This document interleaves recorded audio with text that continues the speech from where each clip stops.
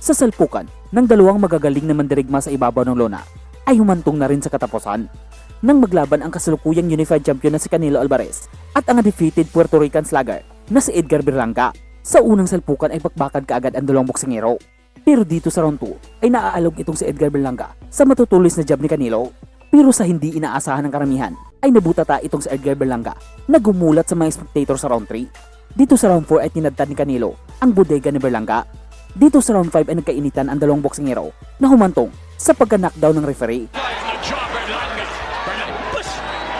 Sa round 9 ay full attack na itong si Canelo habang si Berlanga ay natatakot makipagpalitan.